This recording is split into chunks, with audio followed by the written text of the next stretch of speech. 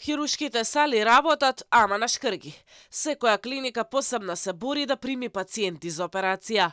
Во моментов функционираат само 2 сали, а директорите мораат да се снаоѓаат сами и да прават итни јавни набавки за надворешни компресори, за како така да функционира хирушкиот блок. Надлежните по 20 дена откако престанаа да работат кислородните пумпи на клинички, проблемот не го решија.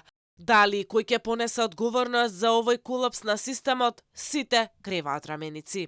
Директорот на ортопедија вели дека намалениот интензитет на работа последниве 3 недели ги зголемила двојно листите на пациенти кои чекаат операции. Со обезбедувањето на надворешните компресори, до сега се негде изведени околу 17 оперативни зафати.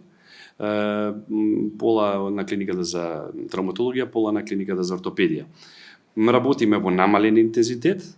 Значи, ако претходно сме оперирале дневно, да речеме, на клиниката за ортопедија по околу 15 случаи, сега во една сала во 2 смени може да поставиме максимум 7 до 8 случаи. И предимство имаат пациенти со малигни заболувања, како и фрактури.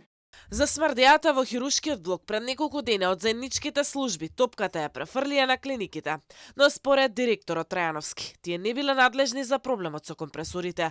Тој вели дека се додека не се обезбедат соодветни услови на клиниките, на хирурзите им се врзани рацете за работа. Треба да се испита целата компресорска станица, која не е во наша надлежност.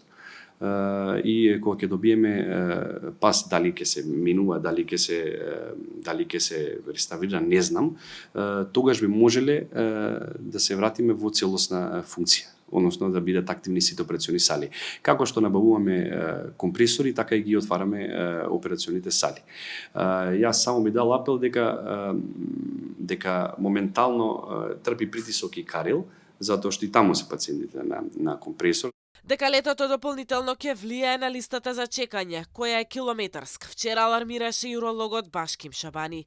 Тој кажа дека лекарите се притиснати на зид, и тоа не по своја вина. Според него, најзагрижувачки е што меѓу пациентите кои се на чекање има и малигно болни, на кои колапсот на системот им ја пролонгира голготата.